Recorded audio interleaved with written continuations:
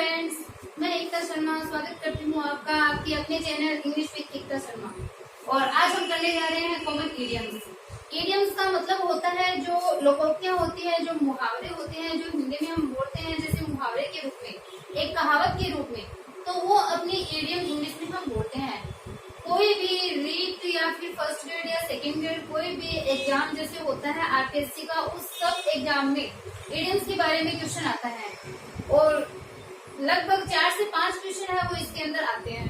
तो अपने को इन इडियम्स के बारे में थोड़ा थोड़ा करके हम इनको पढ़ेंगे, थोड़ा थोड़ा करके हम इनको याद करेंगे, क्योंकि एक साथ जब हम इसको पढ़ते हैं तो कंफ्यूज हो जाते हैं। फ्रेजल वर्ब है, इडियम्स है, सिनोनिम एंटोनिम है, तो इनके अंदर जो बच्चे हैं वो बहुत ज्यादा कंफ्यूज होते हैं। तो हम इसको धीरे धीरे करके थोड़ा थोड़ा करके इनको हम पढ़ेंगे, जिससे आप कंफ्यूजन भी नहीं हो और पूरा जो टॉपिक है, अपना जो कंसेप्ट है वो क्लियर हो जाए। तो देखो कुछ इम्पोर्टेंट मैं इडियम्स यहाँ पे लेके आई हूँ जो इजी भी है, बहुत ही इजी मैं लेके आई हूँ आज। तो अपना टॉपिक है आज का इडियम। इडियम मीन्स मुहावरे। देन फर्स्ट देखो, add fuel to the fire. Add fuel, fuel आपको पता है कि ईंधन होता है। ईंधन किसमें? फायर में। अब जब आग में हम ईंधन डालते हैं, मतलब आग में अगर हम कोई तेल है या फिर कोई बर्निंग कोई मटेरियल होता है, वो जब हम फायर में डालेंगे तो आग और अधिक भड़केगी, जो आग है वो और अधिक भड़क जाएगी, आग फैल जाएगी। तो इसका मतलब क्या हो गया? जले पर नमक छिड़कना। जले पर नमक छिड़कना, कोई किसी व्यक्ति को किसी बात पे, मतलब आप समझ रहे हो कि जले पर नमक छिड़कना मतलब उसको और अधिक भड़का देना। तो वही बात है, देखो इस इंग्लिश में ये जो इडियम लिखी है उससे ही हमें इसका मतलब है वो समझ में आ रहा है कि आग में घी डालना मतलब जले में नमक छिड़कना। जैसे एग्जाम्पल के रूप में, to offer him help, to offer him help now मतलब अब उसको हेल्प का ऑफर देना, is to add fuel to the fire. कि to offer him help now is to add fuel to the fire. जिस टाइम उसको help की आवश्यकता ही नहीं है, जिस टाइम वो एक ऐसी कंडीशन में है कि उससे कोई भी अगर ऐसे इस टाइप से ऑफर हेल्प वो ऑफर करे तो वो और अधिक बढ़ जाए, तो उस टाइम में जब उसको इस चीज की आवश्यकता ही नहीं है, उसको कोई नीड ही नहीं है, उस टाइम हम उसको कोई चीज दे ऑफर करें, देन वो क्या हो गया? To add fuel to the fire.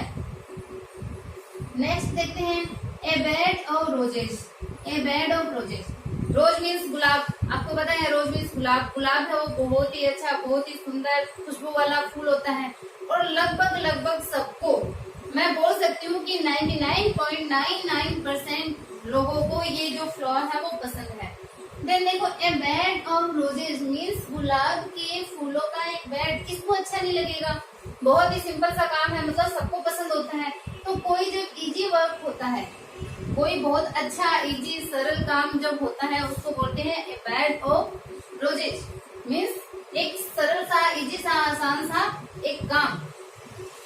लेकिन ए बेड ऑफ अगर हम थोड़ी जैसे बोले कांटों का भरा हुआ एक बेड, तो वो क्या हो जाएगा? कठिन काम। तो देखो इसका एग्जाम्पल देखो, to achieve good marks. To achieve good marks हर एक स्टूडेंट के लिए ये एग्जाम्पल है वो फिट होता है। To achieve good marks in English, English में अच्छे मार्क्स को, इंग्लिश में अच्छे नंबर को अचीव करना क्या होता है? Is not a bed of roses. ये कोई सरल काम है वो नहीं होता। To achieve good marks in English, English में अच्छे मार्क्स को अचीव करना, अच्छे मार्क्स को प्राप्त करना है वो ए बेड ऑफ रोजेस नहीं होता, एक सरल काम है वो नहीं होता। यहाँ पे मैंने ओनली इंग्लिश लिखा है। आप मान लो कोई भी सब्जेक्ट हो, चाहे हिंदी को ही ले लो, सबसे इजी हम बोलते हैं कि हिंदी बहुत इजी होती है, बट अगर हम स्टडी नहीं करेंगे, अगर हम उसको पढ़ेंगे नहीं, अगर हम याद नहीं करेंगे, अगर हम उसमें कंटिन्यूटी नहीं रखेंगे, देन कोई भी सब्जेक्ट हो, कोई भी कंपटीशन का एग्जाम हो, कोई भी मान लो कोई भी एरिया, कोई भी फैक्ट में हम जाएं, लेकिन वहाँ पे क्या होगा?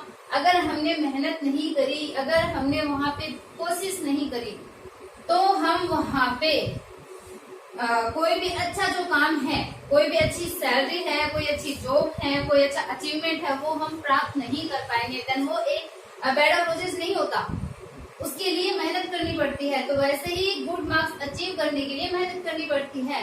तो जो अच्छे मार्क्स प्राप्त करना है वो बेड ऑफ रोजेस नहीं होता। To achieve good marks in English is not a bed of roses. Third देखो, एट स्टेक मतलब खतरे में होना। कोई चीज जब डेंजर में, खतरे में होती है उसको बोलते हैं एट स्टेक। जैसे कि पीछे अभी मान लो मैंने एग्जांपल भी ऐसे ही लिखा है, the throne of Congress is at stake now, लेकिन अब वो स्टेक से बाहर है, आउट ऑफ स्टेक वो हो गया है।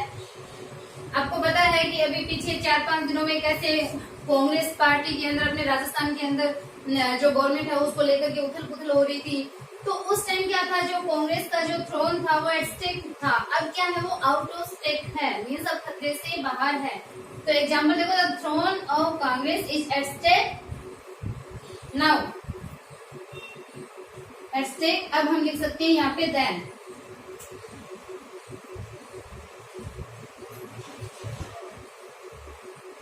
यहाँ पे आ जाएगा वॉच। क्यों? क्योंकि अब पास्ट की बात है वो हो गई, अब ये प्रेजेंट की चीज है वो नहीं रही। 2-3 दिन पहले ये प्रेजेंट में था, लेकिन कल से ये चीज डिक्लेयर हो गई कि अब ये आउट ऑफ स्टेट है वो हो गया है। देन हमने देन लगा दिया पास्ट फॉर्म और हमने यहाँ पे वॉज लगा दिया। नेक्स्ट हम देखते हैं, देखो बहुत ही इजी है। देखो एट होम इन, एग्जाम में भी बहुत बार आते हैं। एट होम इन आ चुका है, add fuel to the fire आ चुका है, एट 6 एंड 7 आ चुका है। और ये जो एट एनी कॉस्ट है वो तो हम अपने लगभग पता नहीं कितनी बार उसको हम यूज में लेते हैं। देखो at home in, at home in मतलब किसी कार्य में निपुण होना। At home in, home in मतलब कोई भी कार्य है, कोई भी काम हम मान लो कर रहे हैं, सपोज हम कोई सब्जेक्ट होता है किसी पर्सन का, तो वो उसमें निपुण होता है। 95% तो निपुण होता है, 100% किसी, बहुत ही कम ऐसे पर्सन होते हैं जिनको 100% अपने सब्जेक्ट में आता है। ऊपर 95 to 99% को अचीव कर लेता है, देन वो क्या होता है होम इन, मीन्स निपुण होना। कोई मेहंदी में, कोई सिंगिंग में, कोई रनिंग में, कोई क्रिकेट में, कोई किसी और किसी क्षेत्र में मान लो वहां पे वो एट होम इन मीन्स निपुण होता है। देन उसके लिए हम यूज में लेते हैं home in, at home in यानी निपुण होना। तो he is at home in English, he is at home in English. या फिर बोल सकते हैं Sachin is at home in cricket. तो किसी काम में जब हम निपुण होते हैं, कोई मेहंदी में भी हो सकता है, ड्राइंग में भी हो सकता है, किसी भी चीज में हो सकता है, तो उसके लिए हम बोलते हैं एट होम इन। जब किसी कार्य में निपुण हो, दक्ष हो, परफेक्ट हो। Next, eight any cost, eight any cost means किसी भी कीमत पर। हम बोलते हैं बार बार, हम अपने डेली रूटीन में इस जो ये इडियम है इसको हम काम में लेते हैं। एनी कॉस्ट की किसी भी कॉस्ट पे, किसी भी कीमत पर ये चीज चाहिए तो चाहिए, चाहे कोई भी कीमत उसकी हो, मतलब साम दाम दंड भेद किसी भी कीमत पर। तो एट एनी कॉस्ट यानी हर कीमत पे। You must reach there at any cost, you must, must पहली बात तो मस्ट है। देखो मॉडल, मॉडल जो मस्ट होती है वो क्या कहती है, कोई चीज जिसपे ऑब्लिगेशन होता है, मतलब ये काम तो करना ही करना है। Then you must reach there at any cost की किसी भी कॉस्ट पे, किसी भी कीमत पर तुम्हें वहां पहुंचना होगा। जिस जगह का नाम जहाँ पे भी पहुंचना है, जो जगह बताई है, किसी भी कीमत पर, किसी भी तरह से तुम्हें तो वहां पहुंचना ही होगा। इसमें कोई दो राय नहीं है कि तुम वहां नहीं पहुंच पाओगे, कैसे भी करो पहुंचना होगा। गाड़ी से पहुंचो, बस से पहुंचो, ऑटो से पहुंचो, बाइक से पहुंचो, पैदल चलो, कैसे भी पहुंचो, बट पहुंचना उसे होगा ही होगा एट एनी कॉस्ट। तो मैं आप लोगों को ये बोल सकती हूँ कि आपको तैयारी करनी है, किसी भी कॉस्ट पे आपको सिलेक्शन है वो लेना है। At any cost you have to select in any competitive exams. कोई भी एग्जाम जिसकी भी आप तैयारी कर रहे हैं, कोई भी एग्जाम, आपको उसके लिए सेलेक्ट होना ही होगा। नेक्स्ट हम देखते हैं एट 6 and 7, एट 6 and 7 मतलब 6-7 होना, मीन्स तितर बितर हो जाना, बिखर जाना। मतलब कोई भी चीज बिखरी हुई पड़ी है, कोई भी चीज अलग अलग जैसे हो रखी है, तो उसके लिए इडियम आती है एट 6 and 7, मतलब तितर बितर हो जाना या फिर बिखर जाना, कोई चीज बिखरी हुई होना, इधर उधर अस्त व्यस्त हो जाना, तो उसके लिए होता है एट 6 and 7। ये जो वीडियो है वो ये नहीं बोल सकते कि सिर्फ स्टूडेंट्स के लिए ही जरूरी है। स्टूडेंट्स के लिए तो है ही है, एग्जाम में आता है, बट कोई भी अगर इंग्लिश लर्नर पर्सन है या फिर कोई भी जनरल जो व्यक्ति है, जनरल पर्सन है, कोई भी क्लास का स्टूडेंट हो, ये जो चीज है वो बहुत ही इम्पोर्टेंट होती है। अगर हम इंग्लिश सीख रहे हैं देन उसके लिए, स्पीकिंग सीख रहे हैं उसके लिए, कंपोजिशन का कोई काम है, राइटिंग के लिए कुछ चल रहा है देन उसमें भी, तो ये ईडियम है वो बहुत अच्छा इफेक्ट है वो छोड़ती है एग्जामिनर के ऊपर। देखो एट 6 एंड 7 में तितर बितर हो जाना, बिखर जाना, अस्त व्यस्त हो जाना। एग्जाम्पल देखते हैं, all the articles of his room, कि all the articles of his room, उसके कमरे के सारा जो आर्टिकल है, सारे जो सामान है वो क्या हो गए, were lying at 6 and 7, were lying मतलब वो पड़े हुए थे, 6 एंड 7 मतलब इधर उधर बिखरे हुए पड़े हुए थे। और ये काम मोस्टली बॉयज का होता है, वो अपने रूम को कभी भी सही ढंग से नहीं रखते हैं। गर्ल्स तो फिर भी अपना रूम है वो सही से सेट करके रखती है। तो देखो all the articles of his room, देखो मैंने यहाँ पे हिज ही लिखा है, हर नहीं लिखा। All the articles of his room were lying at 6 and 7, कि उसके कमरे का सारा सामान, बुरा मत मानना भाई, बॉयज का होता है, आप अपने रूम को चेक कर लेना चाहिए। तो उसके कमरे के सारे जो आर्टिकल है वो तितर बितर या फिर इधर उधर बिखरे हुए पड़े थे।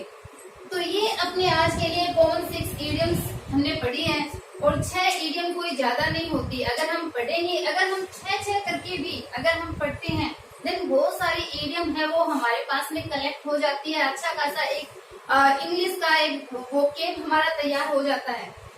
इसके साथ साथ हम जो कंफ्यूज वर्ड है वो भी पढ़ रहे हैं, हम फ्रेजल वर्ब को भी पढ़ेंगे, क्योंकि एग्जाम में जो फ्रेजल वर्ब्स है वो लगभग 5 से 6 क्वेश्चन उसके पूछे जाते हैं। 5 क्वेश्चन तो आते ही आते हैं डेफिनेटली। और उसमें क्या होता है कि फ्रेजल वर्ब्स ऐसी होती है जो मोस्टली बच्चों को कंफ्यूज करती है, और नंबर भी उनके इंग्लिश में फ्रेजल वर्ब्स में या फिर सिनोनिम एंटोनिम में ही जाते हैं। तो फ्रेजल वर्ब भी हम 5-5 साथ करके पढ़ेंगे, जिससे आपके ऊपर ज्यादा बर्डन नहीं आएगा, और 5-5 करके हम उसको क्लियर कर लेंगे।